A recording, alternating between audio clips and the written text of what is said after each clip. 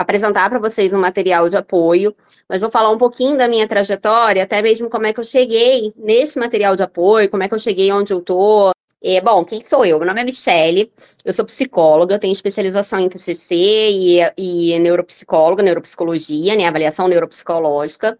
Sou do Rio de Janeiro, trabalho mais especificamente, né, com avaliação neuropsicológica. Eu tenho um público também de terapia, que é um público antigo, mas hoje meu maior público é de avaliação neuropsicológica, trabalho também com REAB. Recentemente eu abri uma clínica, onde eu tenho outros psicólogos que trabalham lá, né, comigo também, com REAB, com terapia, tem fisioterapeuta. Então, eu sou formada, né, desde 2008. Sempre amei neuropsicologia, mas na minha época, na faculdade, eu não sei se na época de vocês também, não era forte, né, nem tinha matéria de neuropsicologia, isso não existia.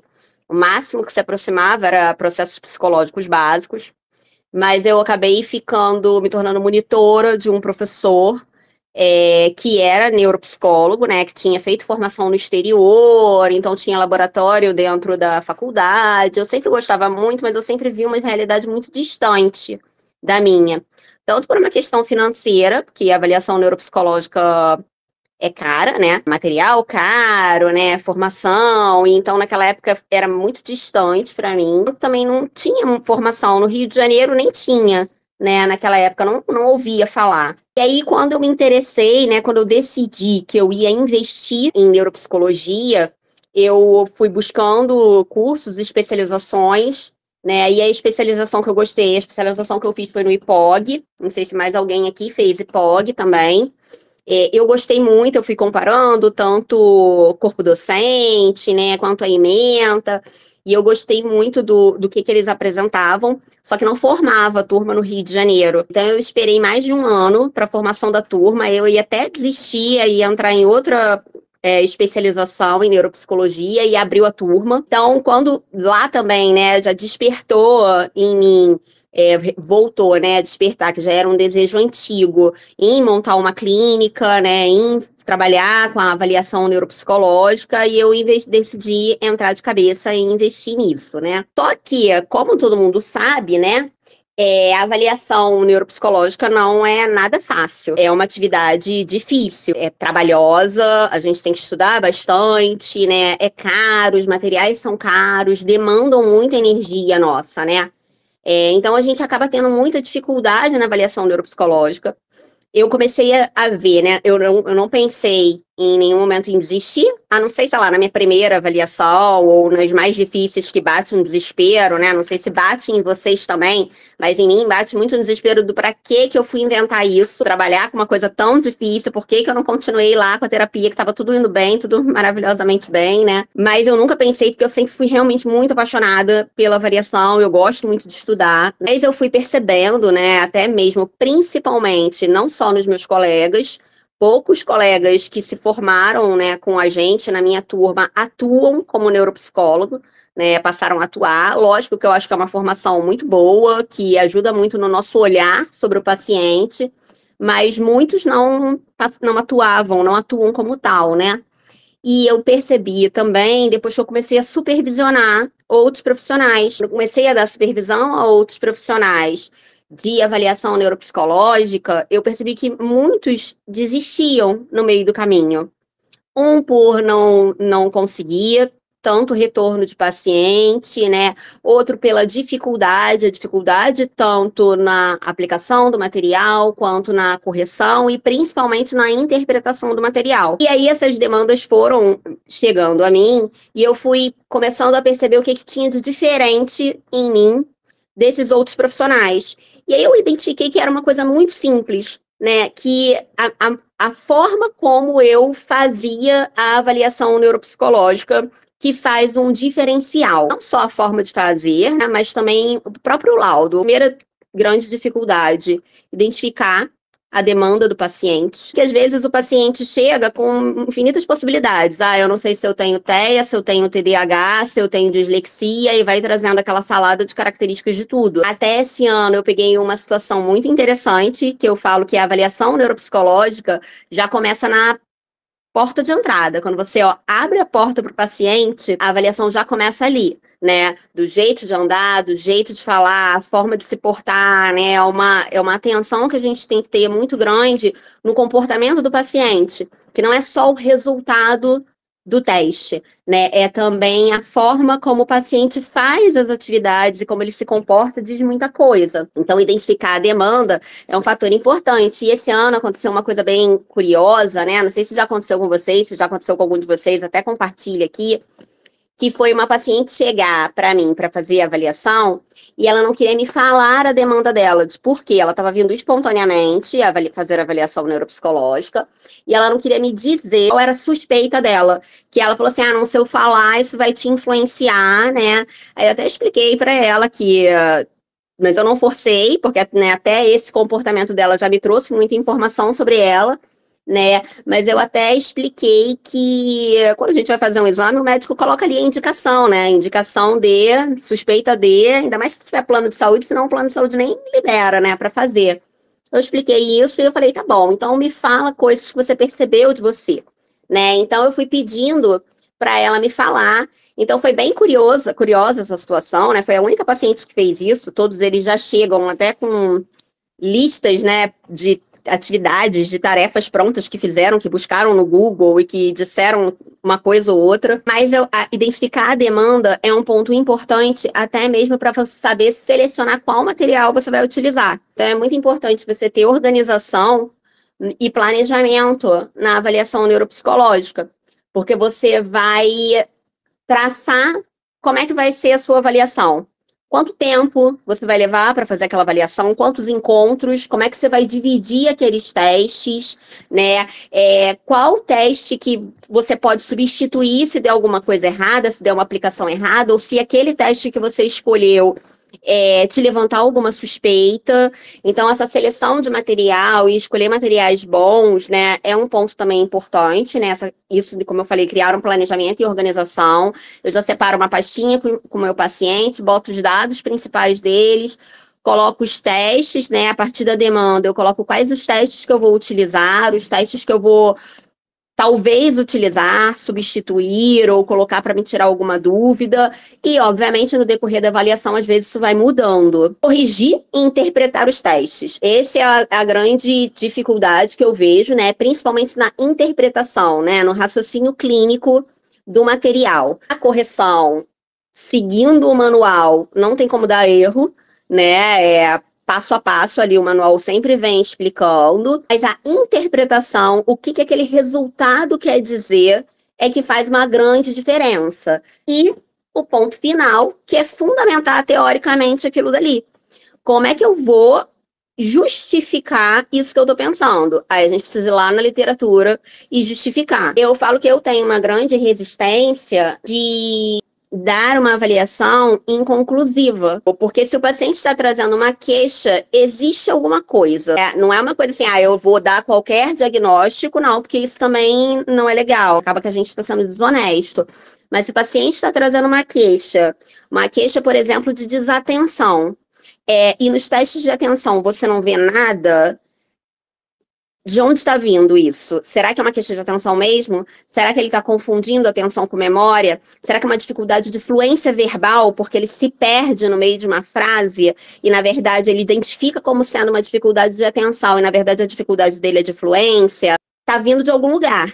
Então, a gente precisa entender e descobrir. E nada como buscar na literatura para também trazer um amparo para a gente, para falar, isso faz sentido ou não faz sentido. Então, as dicas básicas, principais, né, para vocês, organização, como eu falei, né, ter o material organizado para aplicação, já com tudo separado, com as estratégias, o que você está pensando em fazer. Coisas importantes que eu faço, né? Às vezes as pessoas me perguntam o que fazer quando o paciente falta, o que fazer quando ele chega atrasado, né? Porque na terapia, quando falta, a gente tem aquilo de cobrar a sessão. Então, a gente tem isso, né? Mas quando a gente trabalha com pacientes que têm alguma suspeita de ser neurodivergente ou de ter alguma condição ou algum comprometimento, a gente já tem que se precaver que talvez vá ter problema com aquele paciente ali, né? Que talvez ele vá atrasar, que talvez ele vá faltar, né? Por conta até mesmo da condição dele, né? Ah, um paciente que tem uma suspeita de TOD, você já tem que saber que você vai precisar se regular emocionalmente, né? Você vai ter que se controlar emocionalmente para dar conta daquele paciente que ele não consegue. Se ele está ali, é porque tem algumas queixas, alguns prejuízos que ele não consegue dar conta. Então, você precisa de estratégias para isso. Ah, se tem um paciente que sempre chega atrasado, você não está ali para reabilitar aquele paciente, sim para avaliar,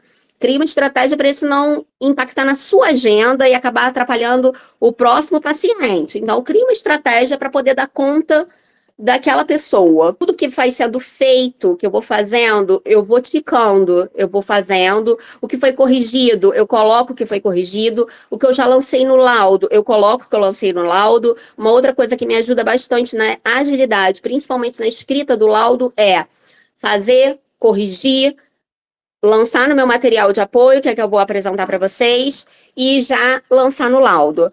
Por que eu faço isso? Principalmente já a correção. Porque eu já consigo ver do tipo, preciso ter, essa pessoa está com suspeita de TDAH. Eu separei 3 baterias de TDAH para aplicar. Mas já na primeira bateria, né, que é, por exemplo, a BPA. A BPA é uma bateria simples. Se na primeira bateria o paciente apresentou bastante prejuízo, eu não preciso aplicar as outras. Então, a gente já vai corrigindo, lançando no material de apoio que me dá muita clareza, que são os gráficos que eu vou apresentar para vocês, que já me dá, eu olho para aquilo dali, já consigo identificar, e aí eu já vejo, preciso, ó, esse teste aqui de memória me deixou com suspeita, me deixou com dúvida, eu preciso colocar mais um. Então, ter essa organização e lançando as coisas no material de apoio e no laudo, vai dando muito mais agilidade e facilidade no processo de avaliação. Uma outra dica fundamental é estudar o manual dos testes que vocês vão aplicar. E estudar o manual não é só ler o manual. É ler o manual, é buscar artigos que falem sobre esse teste, é ler outros manuais que utilizaram esses testes no estudo psicométrico. Quando você faz isso, você consegue aproveitar o máximo daquele teste. Você consegue ver por que nessa parte aqui do teste, esse resultado, o que esse resultado quer dizer. Todos os testes, se você ler de uma forma geral só o manual, você vai pegar só o básico daquilo dali, né? Você não vai conseguir ter um olhar clínico bem elaborado, mais aprofundado naquele assunto. Você pode tirar o máximo de aproveitamento. Muitas das vezes, né, quem faz supervisão comigo sabe, eu peço para as pessoas, né, porque muitos que fazem supervisão só me mandam a correção. Ah, o FDT deu isso na leitura, isso na contagem. Eu falo assim, me manda o teste. Aplicou o VAS? Me manda o VAS para eu ver o tipo de resposta que a pessoa deu, onde que a pessoa errou, porque você pegando isso, você consegue ter nesses detalhes uma interpretação muito rica. Então, uma vez uma neuropsi também fazendo supervisão comigo, quando eu pedi para ela me mandar o FDT, e eu vi ali na aplicação que ela falou assim, eu só pude aplicar esses testes. Falei, nossa, mas esse FDT já está super rico. Aí ela falou, mas eu não consigo ver isso. Mas é justamente por isso, porque você tem que ter um conhecimento profundo do material para você conseguir ver os detalhes ali. Agora, o que é o meu material de apoio? O que eu fui percebendo nos próprios manuais, né? Em todos os manuais vocês veem gráficos. O que um resultado X ou Y quer me dizer. Quando você tira aquela informação e coloca num gráfico, você consegue ter uma visão clara do que é aquele resultado, né? O que aquele resultado está falando sobre aquele sujeito. Você chega no final, que é o que eu vejo com muitos neuropsicólogos, né? O que eu faço com toda essa informação? Ah, deu isso nisso, isso naquilo, e o que eu faço?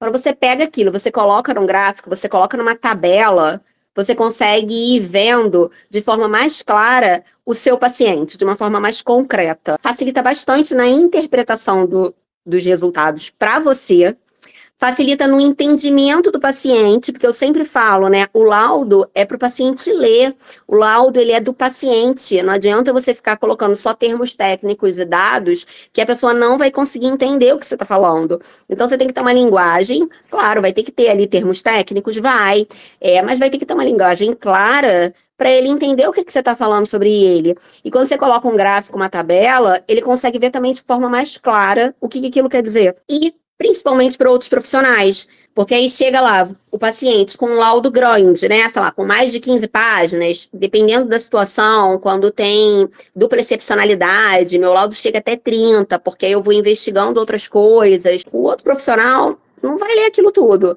Então, quando você vai colocando gráficos e tabelas, o médico, sei lá, fonoaudiólogo, outro profissional, o psicopedagogo, que vai acompanhar o seu paciente, ele vai lançar os olhos no gráfico, nas tabelas, e ele vai entender o que ele precisa trabalhar ali naquele paciente. Eu peguei um texto sobre a fome, né, uma pesquisa do IBGE, sobre o crescimento da fome no Brasil nos últimos 5 anos. Então, tem todo esse textão com todas essas informações falando sobre a fome. Cerca de 10,3 milhões de brasileiros vivem em lares nessa situação, aumentou cerca de 3 milhões no número de pessoas sem acesso regular à alimentação básica. Então tem todas essas informações, e fica muito mais fácil quando você olha um gráfico desse aqui. Quando você olha o gráfico, você consegue ver que em 2004 estava grandona, né, a fome no Brasil. E aí, por alguma questão política, teve uma redução em 2019, em 2013, para 2018 subiu, quase chegando próximo a 2019. Então, quando a gente olha o gráfico, a gente leu aquela informação que está em texto, né? A gente bate o olho e a gente tem uma interpretação clara daquilo que estava ali no texto, que muitas vezes, ainda mais dependendo do tipo de dificuldade do paciente, no texto ele não vai conseguir entender. Porque utilizar esse material de apoio foi importante e ainda é importante para mim. Redução do tempo da avaliação neuropsicológica, tanto da aplicação quanto da interpretação e da elaboração do laudo. Então, botei aí, né, ao aplicar o material, corrigir e lançar no gráfico, eu já tenho uma clareza imediata se eu preciso utilizar outro material ou não. RVLT é um que eu faço isso. Eu faço a RVLT, corrijo, às vezes eu até falo para Vi, quando a gente está lá na clínica, Vi, corrija esse RVLT, porque eu suspeitei durante a avaliação dessa paciente que talvez eu vá precisar aplicar outro teste de memória verbal, porque fiquei confusa. Não me trouxe uma clareza o RVLT, me deixou algumas dúvidas, né? E aí ela já corrige, a gente já lança no gráfico, e aí eu já vejo, vou aplicar um outro material de memória verbal. Ou não, já tá ok, deu para entender o que tá. Porque às vezes só na correção, só com o resultado, não dá para ter clareza. Aí a gente lança no gráfico, né? E na tabela, que eu também tenho uma tabela para o RVLT, eu já consigo entender o que é que aquele paciente está respondendo, qual é a dificuldade dele, se ele tem dificuldade de memória episódica, se ele tem dificuldade de memória a curto prazo, verbal, se houve uma ajuda, né, aí também pegando testes anteriores, se houve uma ajuda da memória operacional dele naquele teste dali, porque pode ser, aí, esse paciente tem uma memória operacional alta, então pode ser que esse construto ajudou a memória verbal de curto e longo prazo, que é o que eu estou querendo ver, a memória episódica, a memória declarativa, que é o que eu estou querendo ver ali no RVLT, e talvez a memória operacional ajudou ele e eu não vou ter clareza, que ele tem uma memória operacional muito alta, que eu vi no VAS, né? E aí eu vou utilizar um outro teste, que no geral, quando tem essa questão da memória operacional, eu utilizo o T-SLEEP, que ele tira a possibilidade do paciente usar a memória operacional, e aí eu consigo ter uma clareza, consegue complementar, porque o T-SLEEP é mais uma tarefa, né, não é um teste como o RVLT, mas eu consigo complementar o meu olhar clínico sobre aquele paciente. Então, utilizar o gráfico me auxilia nesse raciocínio clínico e me traz uma segurança nesse processo da avaliação neuropsicológica. Construção do próprio laudo, que aí você já está com o gráfico pronto, você pega ele, lança no laudo, a tabela já está pronta, você pega ela, lança no laudo. Então, tem uma coisa da construção, tem mais agilidade e auxilia na devolutiva. Porque aí eu vou mostrando para o paciente os próprios gráficos. Ó, tá vendo esse gráfico daqui? Tá vendo esse gráfico daqui? A apresentação de um laudo bonito. Isso faz uma grande diferença. A apresentação do seu laudo é o seu cartão de visitas. Então, em consequência, outras pessoas vão buscar a avaliação neuropsicológica, né? Já chegaram vários casos, eu tenho alguns feedbacks, eu coloquei alguns aqui para compartilhar com vocês, mas chegaram já várias situações, né, de que o meu amigo fez a avaliação com você, mostrou o laudo, a minha mãe, que é médica, eu mostrei para ela, a gente gostou muito do seu laudo, da sua avaliação, e aí decidi fazer a avaliação com você, então outras pessoas vão buscar, você tem um reconhecimento profissional, porque outros profissionais entram em contato com você por causa do seu laudo, tenho parceria com neurologistas, psiquiatras, enfim, endócrino, fono, tem parceria com alguns profissionais que vieram até mim. Eu até coloquei um aqui da Mariana, que é uma neurologista, que entrou em contato comigo, ela que me ligou, ela que entrou em contato comigo, porque ela recebeu o meu laudo por uma paciente que foi até ela, e quando a neurologista recebeu o meu laudo, ela me ligou, do tipo falando que gostou muito, ficou chateada porque ela é pediátrica, né, então a gente tem a parceria ali só com o adolescente, que gostou do laudo, que ficou impressionada e tal, então você tem um reconhecimento profissional, e você começa de fato a ganhar dinheiro com a avaliação neuropsicológica. E aí ganhar dinheiro não é só a questão de ter mais avaliação neuropsicológica.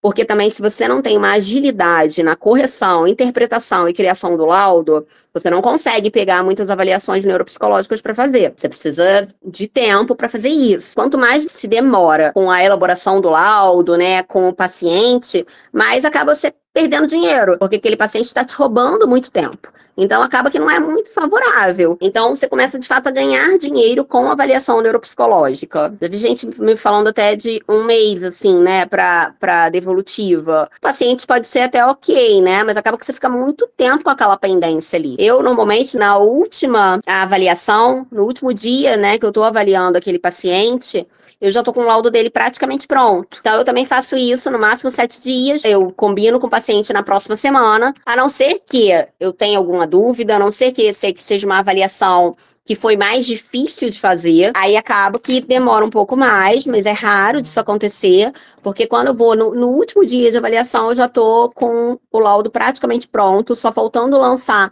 aqueles últimos resultados e fechar a interpretação, que como eu vou fazendo essa coisa de lançar em gráficos e tabelas, já vai ficando claro para mim qual é o resultado, né? Qual é o diagnóstico daquele paciente. Coloquei alguns feedbacks aqui, separei alguns da Mariana, é uma neurologista aqui no Rio, então ela botou aqui, a gente estava conversando, trocando sobre pacientes, e aí eu fui agradecer uma indicação, né, de uma paciente, e ela botou, imagina, tive uma experiência boa com a sua avaliação da paciente X, né? Logo depois ela me indicou uma outra paciente. A Karen é neuropsicóloga e também faz supervisão comigo.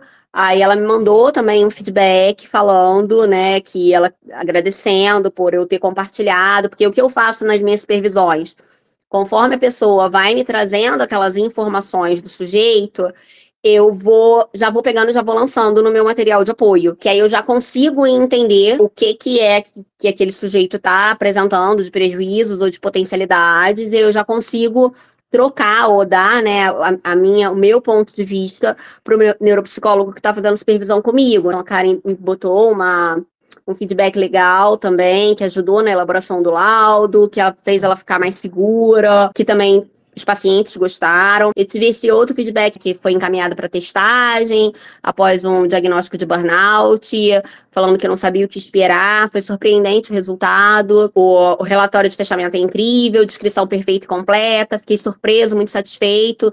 Inclusive a psiquiatra, né, dele, né? E ele botou um agradecimento para mim e para Vi, que a Vi acompanha também a avaliação, algumas avaliações comigo. Deixei um último feedback aqui de um paciente. Esse feedback foi bem emocionante. Ele é um paciente antigo meu, de terapia, antigo mesmo, não me lembro, eu acho que eu comecei a trabalhar com ele em terapia, deve ter sido em 2014, 2015, muito tempo. Parou, voltou, fez algumas vezes terapia, e até um determinado momento eu levantei essa questão de que talvez ele estivesse no espectro. Ele levou ok, mas não quis investigar, não virou uma questão para ele, até em determinado momento que chegou a virar, né? Então ele voltou para terapia, falando que começou a realmente pensar que determinados comportamentos dele fossem por conta do TEA, e aí ele decidiu, depois de bastante tempo, a gente fez a avaliação, foi esse ano até, ficou final do ano passado, início desse ano, e aí ele botou ali, né,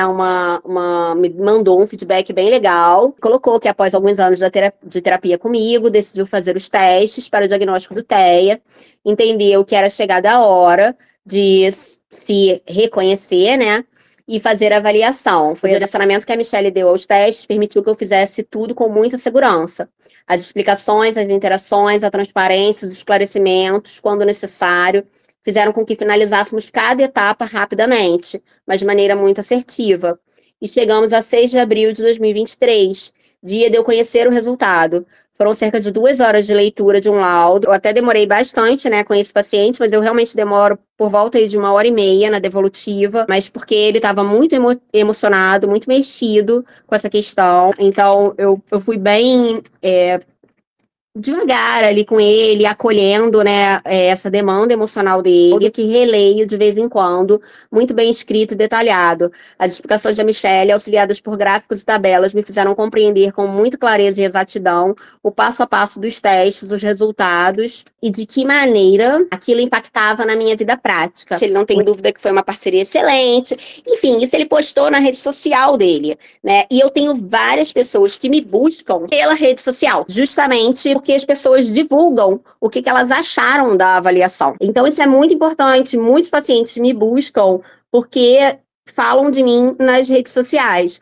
Então, ter um laudo bem feito e bem elaborado é, sem dúvida nenhuma, o nosso cartão de visitas. Esse gráfico aqui, até a história desse gráfico é bem interessante, do RAVLT. Eu fiz durante a pós-graduação. Eu estava numa aula e aí a professora mostrou, né, um gráfico do RAVLT, semelhante até a esse, e eu perguntei se ela podia disponibilizar material, porque eu sempre gostei muito dessa coisa de tabelas e gráficos, e ela falou que não podia.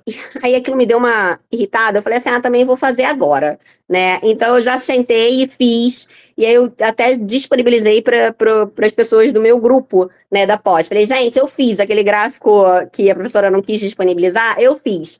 Não tá igual, né? Já fiz bastante adaptações ao longo do tempo, até porque conforme a gente vai trabalhando com a avaliação, a gente vai percebendo que precisa fazer algumas modificações. Agora, até mesmo com a clínica. E também um dos grandes motivos de eu ter montado a clínica foi o meu crescimento dentro da avaliação neuropsicológica. Eu tenho um profissional de TI que conseguiu fazer alguns ajustes, com fórmulas melhores, porque como eu mesma vou adaptando o gráfico, conforme eu vou fazendo, e aí eu vejo que preciso de ajuste, eu vou e faço um ajuste na hora. Mas como eu decidi compartilhar esse material, falei, não, vou fazer de uma forma que ninguém precise fazer ajuste. Você tem um paciente e você quer lançar, pegar e lançar as informações, você só tem que mexer na parte do paciente e naturalmente o gráfico ele vai mudando. O paciente fez 8 aqui, vou botar aqui um valor baixo, vou botar 7.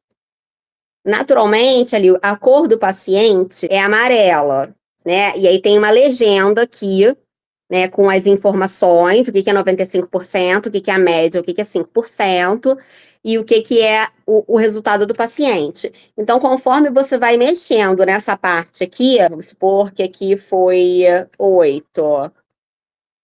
Naturalmente o gráfico ele vai se modificando. Fiz isso para todas as faixas etárias, conforme está no manual. Isso me ajuda também em outra coisa, porque às vezes, né, com quantidade de correção de testes para fazer, acontece do tipo, eu coloquei aqui que o paciente deu 12 de resultado, né, no A5, e esse resultado aqui é mais ou menos o percentil ali 75, né? Ele tá ali entre o médio superior, e eu coloquei que ele estava média inferior. Eu me enganei na hora da correção e escrevi errado. Quando eu vou lançar no gráfico, isso também me ajuda a corrigir alguns erros. Eu falei, opa, peraí, será que eu corrigi alguma coisa errada?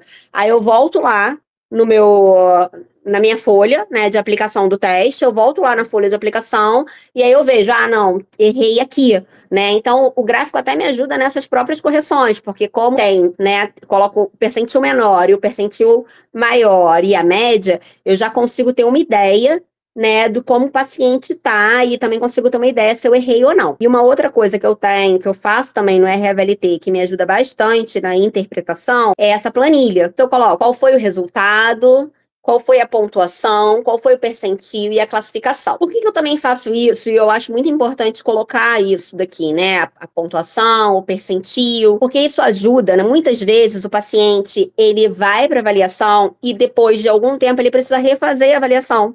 né? A gente até meio que proforme todo mundo indicar que depois de, sei lá, pelo menos 2 anos, você tem que reavaliar, principalmente dependendo do caso. Então, quando você coloca isso, o outro profissional, ou você mesmo, quando for avaliar de novo, né, aquele paciente, ele vai conseguir ver se houve uma melhora, se houve uma piora, como é que tá aquele paciente. Então, eu coloco uma tabela também, falando o que cada etapa de aprendizagem quer dizer, coloco o resultado do paciente, o percentil e a classificação. E aí eu coloco sobre tudo, né, sobre interferência proativa, interferência retroativa. Eu coloco essa tabela lá para ajudar também na correção. O AC15 é a mesma coisa, né? Eu fiz um gráfico com toda a tabela normativa, colocando também qual é o resultado inferior, qual é a média e qual é o muito superior e o resultado do paciente. Mesma coisa, você vai alterando aqui o resultado do paciente, né? Vamos supor aqui que esse paciente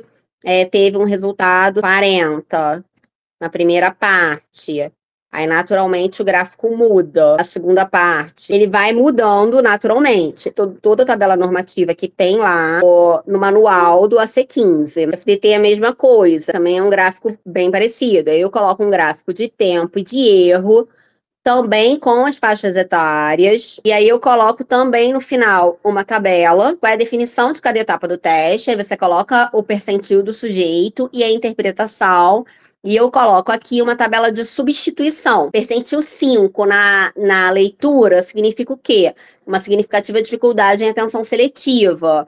25, uma discreta dificuldade. 50, adequada atenção seletiva. 75, adequada. 95, facilidade. Contagem. 5, significativa dificuldade na fluidez verbal. Então, tem a tabela aqui.